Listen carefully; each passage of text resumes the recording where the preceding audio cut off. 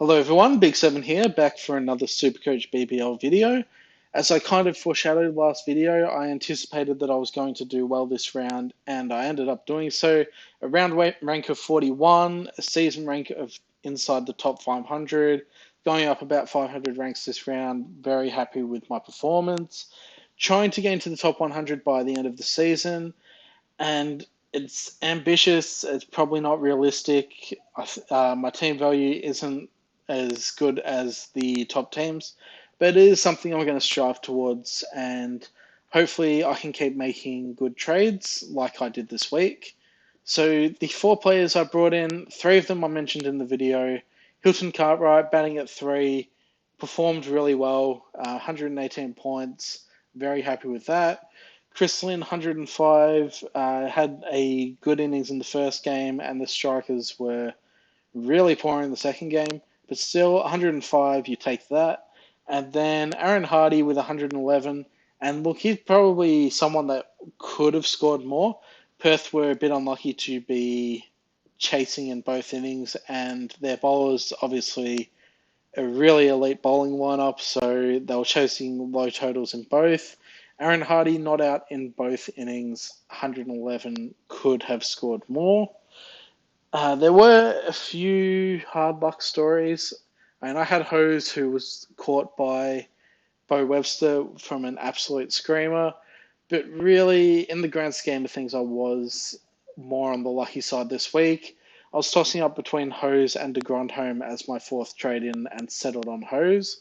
I thought there was a good chance that Hose could do well at Adelaide Oval, considering he's got above 30 in every innings there, and he did that again, but he didn't score very quickly. So on the lower side in the first game, and then the second game, I thought the strikers would roll the Stars pretty easily. And also, the last game of the MCG, the pitch was pretty batter friendly. This one seemed a bit more bowler friendly. So, I mean, yeah, 59 from Hose. It's not too bad. It was my lowest score for the round, so that really does say something. And then, yeah, I guess De Grandhomme was a hard luck story if you had him. With a low-grade hamstring after the first batting innings, so he didn't play the second game. And then I was also lucky enough not to have Berendorf, and I think the Perth Scorchers, they warrant a bit of discussion because they've got five pace bowling options, and that's not including Jai Richardson, who will be back later on in the tournament. So they've got Ty, they've got Berendorf, they've got Kelly, they've got Morris, and they've also got an international now in the name of David Payne. So with five pace bowlers, and are they really going to play four of them each game? We've seen in games this year that they've only played three in some games. And with Perth doing really well in this tournament, I wouldn't be surprised if they continue a rotation policy with the pace bowlers up until the final series. So I'm expecting Ty to get rested at some point, which, if he was rested in the next couple of weeks, that wouldn't be too bad. But if he is rested for his double in round 12, then that would be far from ideal. And so, speaking of doubles, there are only 3 teams left to have a double, and that is Perth and Brisbane in round 12, and in round 13, Hobart have a double. So I am trying to gear my team up to get a lot of doubles, but I'm not going all out on them. And the reason for that is my team is already fairly well set up. I mean, Connolly, here's a loophole, so I'm not including him in this, but I've already got 4 Perth Scorchers players and I have 4 Hurricanes players. So that's 8 out of 15 players that are already in my side that will have a double in the future. And so we've got 3 trades in round 10, 3 trades round 11, 3 trades in round 12. So the way I see it, I could get to a team of, at round 12, I could get to a team that has 15 doubles within the next 2 weeks. And then I would still have 2 luxury trades left over. So I'm going to be bringing in at least one player on a single game week. And in all likelihood, there is a chance that it's either two players that are on a single game week, or it's one player that's on a single week and an extra loophole. So I'm going to optimize the team, see what that brings me. That's interesting. And so there's 5 players that don't have future doubles in my teams at the moment. Chris Lynn, he's only playing one more game before going back to Dubai. Adam Hose, he is likely to get shifted down the order with the return of Head and Carey from the test squad. And then there's also Matt Short, who's an absolute gun, Joe Clark, and Adam Zampa. Oh, and I guess there's Hilton Cartwright as well. And Sean Abbott. Okay, so 7, 7 that don't have a double, but with 9 trades in the next 3 weeks, then I have 2 luxury trades. And so the players I'm looking to trade out, Chris Lynn, obviously going soon, has also been battling with illness recently. He isn't someone that's a must trade, but I'm choosing to trade him on now. He's 180k. I'm going to use that money to bring in a player from the test squad. And also Adam Hose, I think, it was worth a punt for the 1 week, but I can do better than him now. And so the first game is Adelaide and Brisbane. And that's at Adelaide Oval, which has been a pretty flat track. So I'm looking to target that with my trade-ins. And I'm going to bring in a couple of players that are from the test squad.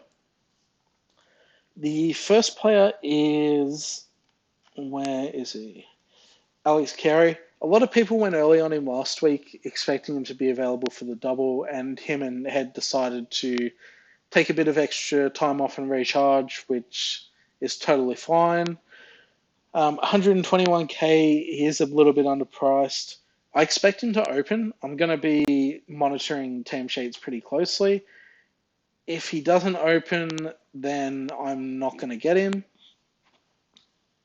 And the other player I'm going to bring in is Osman Kawacha. He's already played 1 game, only scored 33. For some reason, Brisbane took their surge at over 11, and that just completely derailed their innings. And Kawacha was going on nicely before that, and then the surge kind of ruined his innings, and it really ruined the Heat's innings. But on a flat track, Adelaide Oval, 151k, I think Kawacha is a good pick. I wouldn't, if you do have the money to afford Marnus, I think he's also a good option.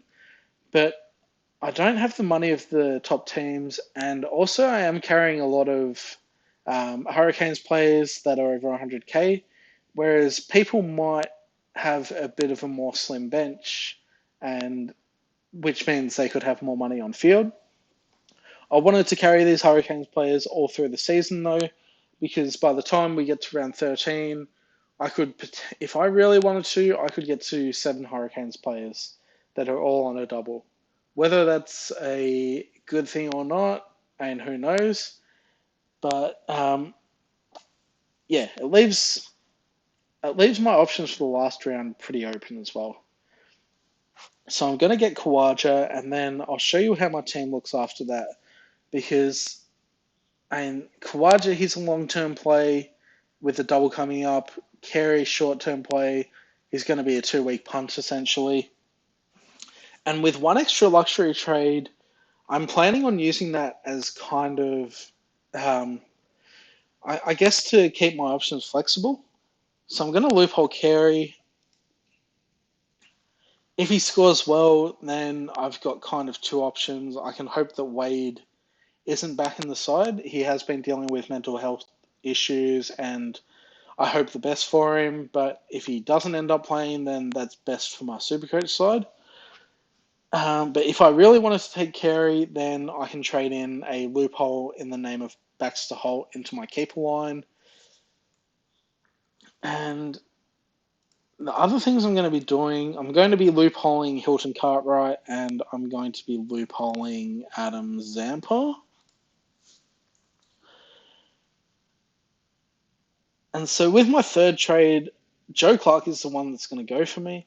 I could have got rid of Zampa as well, but I like being able to loophole him in my bowler line. And I guess that's it. Yeah. If he does score well, then I'm probably going to put Hardy on the bench. And I think just in case ties are laid out, I don't want, or not even a laid out, just not in the team.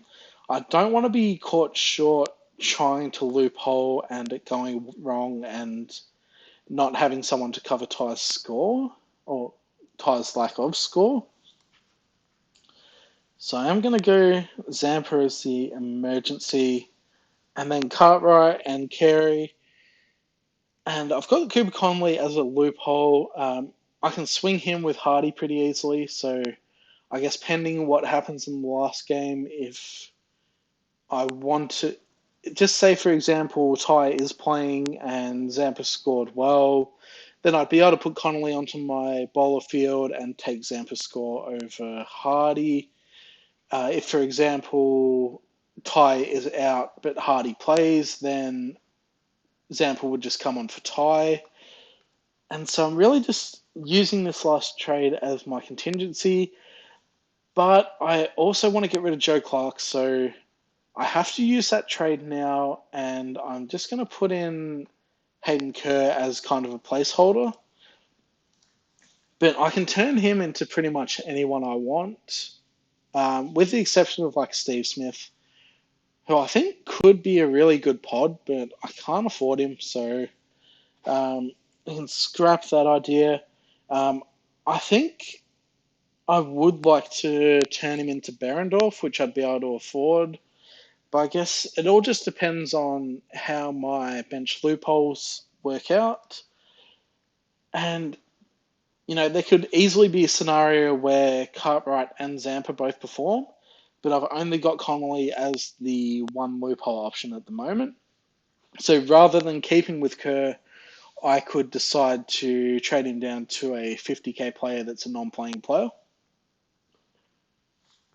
And so, yeah, pretty much what I'm trying to do with this last trade is keep it as long as possible, use loopholes to see which bench player I want to take, and try and maximize my score using loopholes. So I guess that's my thought process going forward. I do want to get a lot of doubles going forward, but I've already got them. I've already got 4 from the Hurricanes. After these trades, I would have 4 from the Scorchers, and I would also have Kawaja. So with 3 trades next week and 3 the week after, I would be able to get to 15 doubles, and probably Connolly as the loophole. I guess Andrew Ty worries me a little bit. He could be rested during the double, but if that happens, I guess it is what it is.